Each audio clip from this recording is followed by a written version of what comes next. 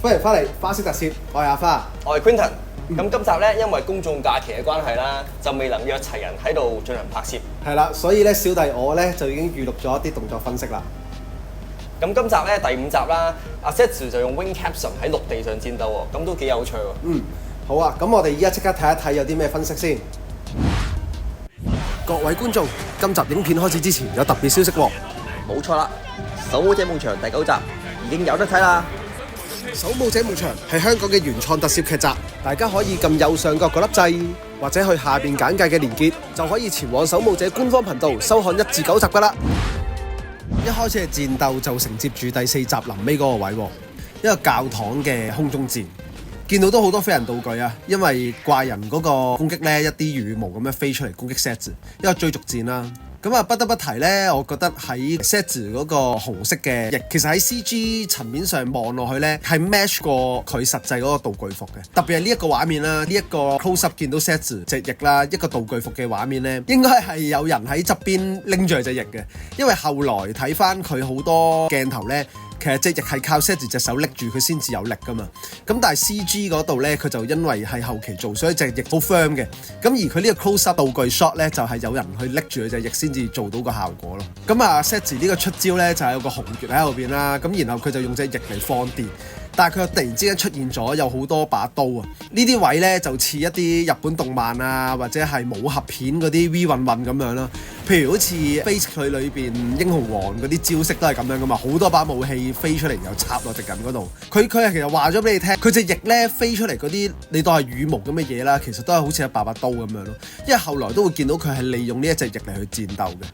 咁啊，打完隻怪人就走咗啦。佢又利用呢個能力咧去救翻阿新娘，但係就見到佢隻翼咧，好明顯呢一度就係即刻硬膠咗啦，即係冇戰鬥嘅時候做出嚟嗰個效果咁靚嘅。呢集都會有主角騎電單車嘅畫面啦，但係佢嘅用途唔係戰鬥咯，佢真係趕去現場揸電單車去嘅。咁我覺得幾好喎，因為作為 rider 啦，其實好多畫面上以前嘅作品咧，都係會用電單車嚟作為一個緊急去現場嘅代步工具嚟㗎嘛。咁所以其實佢依家有得用翻呢一個方式嚟去表達呢，我覺得係唔錯嘅。今次變身啦，又攞隻手指抹嘴啦。上集先講完，隻手污糟噶嘛，啱碌原地唔衞生喎，記得小朋友唔好學佢啊。咁一變身啦 Setsu 就已經係跟咗一個 CG 嘅翼喺佢背脊嗰度啦。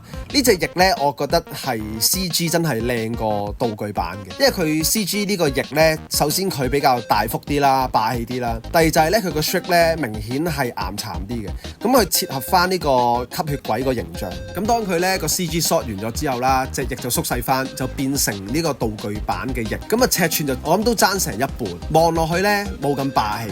佢亦都好刻意呢，係攞隻手拎起隻翼呢，咁呢一樣嘢就會同我哋望到 CG 翼嗰個感覺就爭一截啊！因為我係睇 CG 呢，嗰一隻翼呢好生動啊，佢會幫佢去做攻擊嘅動作啦，或者佢飛行啦。但係依家呢，佢道具版嘅時候呢，就會好刻意攞隻手捉住隻翼嚟去做動作，咁望落去就會有啲落差感。呢一下呢，佢用隻手打開隻翼呢一個動作呢，又令我諗起嗰陣時 Michael Keaton 做嘅蝙蝠俠咯。咁上次都提及過啦，就係佢喺有一集又係擰頭嘅時候，同 Michael Keaton 做擰頭嘅動作一樣嘅，所以會唔會係其實劇組個設計係有致敬到 Michael Keaton 做嘅蝙蝠俠？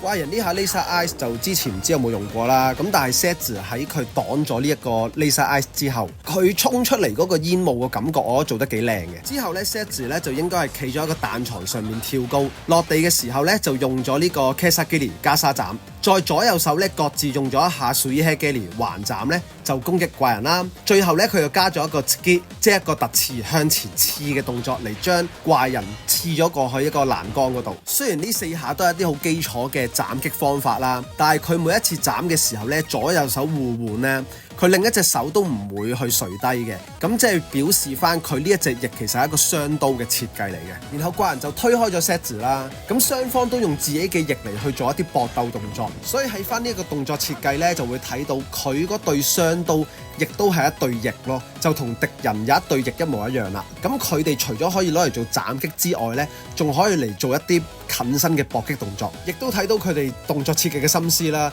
因為如果我哋做動作設計，大家攞住一對雙刀嘅時候呢，我哋就會諗好多點樣利用對雙刀嚟去擋啊、斬擊啊。但係佢呢一對雙刀除咗斬擊之外呢，仲會係搏鬥感重嘅動作。呢一個心思位係幾好嘅。然後呢個 CG shot 我都覺得幾好睇嘅。咁阿 Setsu 就用佢嘅飛人能力就踢咗阿怪人3腳啦。其實佢每一腳個 CG 都做得好有物理感嘅。佢踢完之後呢 Setsu 係會回彈咯，翻轉頭又踢落去，翻轉頭踢落去，增加咗嗰個物理嘅感覺。踢完之後呢，佢就有一個真實拍攝嘅 shot 啦，就係跳一個彈床，做一個蛇腰嘅後空翻落地。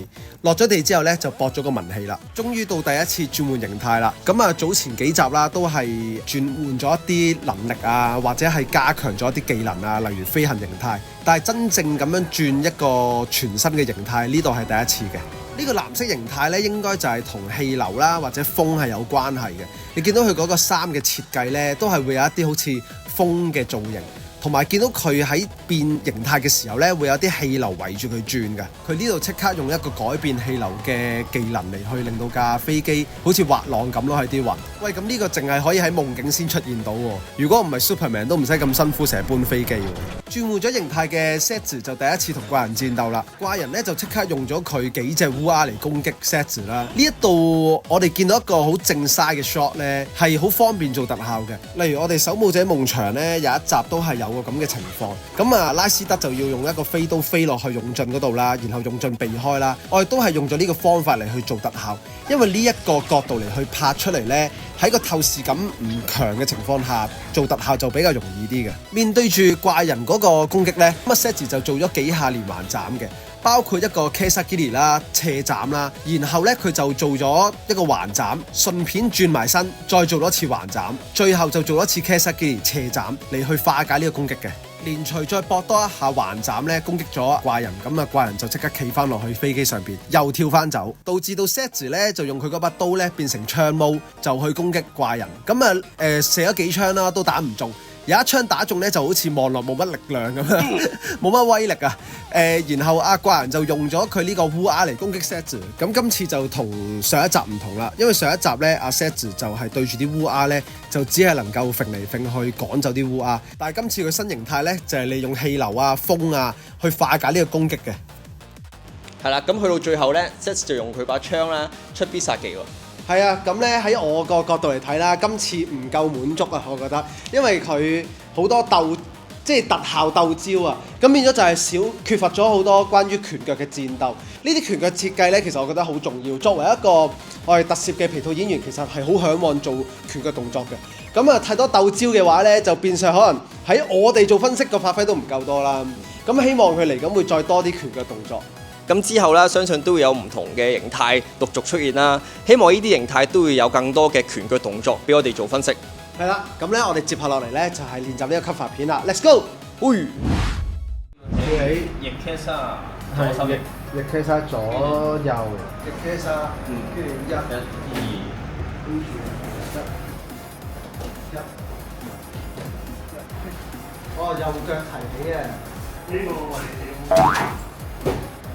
我睇緊咧，佢個彈床 set 咗喺邊？佢應該係有輔助。佢應該人彈完之後拉走咗。呢度喎，呢度喎。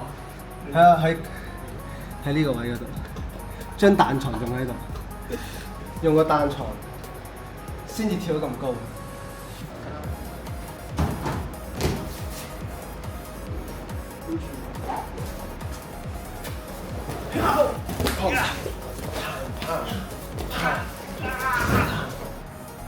2、3拎，跟住嚟做啲咩？唔係，你拎起咗把刀，你拎起咗把刀先掟。係咯。跟住就臨尾加多一下。3、2、1 ，Action！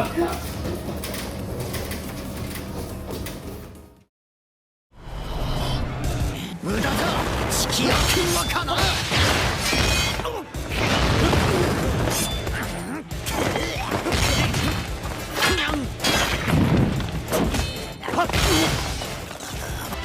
Soul Mode.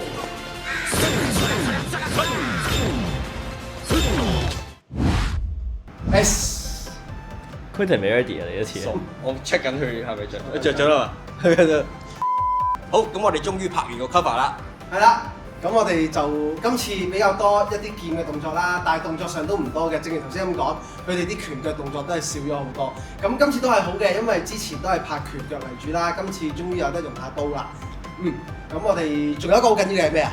係，大家記住睇《手舞者夢翔》第9集。第9集訂閱，記得訂閱。